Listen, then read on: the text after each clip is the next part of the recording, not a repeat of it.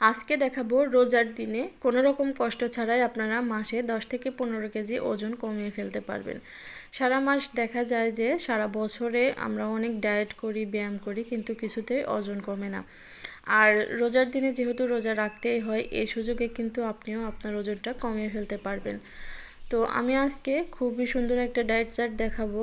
এটা ইফতারিতে ভাজা পোড়া না খেয়ে যদি এটা খান তাহলে আপনাদের ওজন অটোমেটিকলি কমতে থাকবে। তো চলুন শুরু করি। প্রথমেই আমি এখানে 2টা সিদ্ধ ডিম নিয়ে নিয়েছি, আর ডিমগুলোকে এখন ছোট ছোট করে কিউব করে কেটে নিচ্ছি।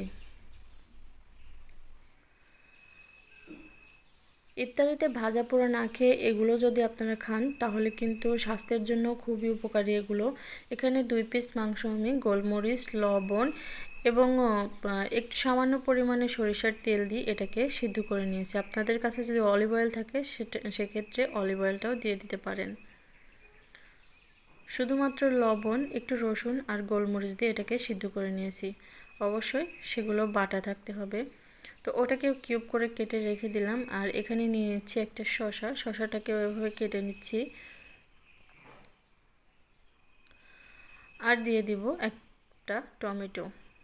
এখানে আমি আমার পছন্দ মতো সবজি ইউজ করেছি, আপনারা আপনাদের পছন্দ মতো সবজি ব্যবহার করতে পারবেন।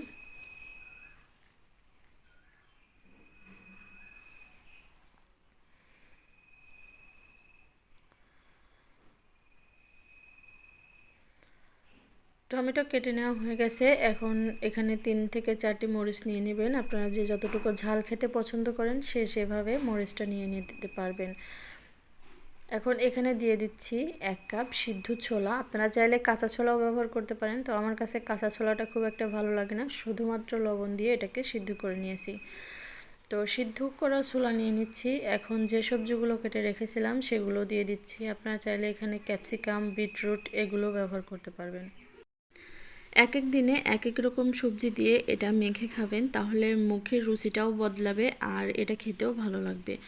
তো ডিম, তারপরে মরিচ, এখানে ধনিয়া পাতা এগুলো দিয়ে দিচ্ছি পরিমাণ মতো লবণ। এখানে আপনারা চাইলে হিমালয়া পিঙ্ক সল্টটাও নিয়ে নিতে পারেন। দিয়ে দিচ্ছি বিট লবণ আর সামান্য পরিমাণে একটু জিরে গুঁড়া, আর এখানে দিয়ে দিচ্ছি গরম মশলার গুঁড়ো, আর দিয়ে দিচ্ছি ম্যাজিক মশলা। এটা আপনারা দোকানে কিনতে পেয়ে যাবেন। আর এখানে একটু সামান্য পরিমাণে তেঁতুলের পাল্প দিয়ে দিচ্ছি। এখন দিয়ে দিচ্ছি লেবুর রস আর সামান্য পরিমাণে ভিনেগার দিয়ে দিচ্ছি। তো সমস্ত উপকরণগুলোকে এখন এখানে একটু মেখে নেব।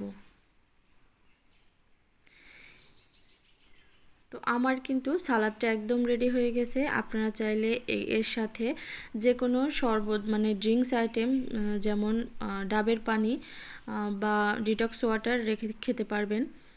তো এরকমভাবে ইফতারিতে ইফতার করলে ভাজা পোড়া না খাওয়াই ভালো আমার মনে হয়। যদি আপনারা ওজন কমাতে চান তাহলে এই স্বাস্থ্যকর রেসিপির কোনো বিকল্প নেই।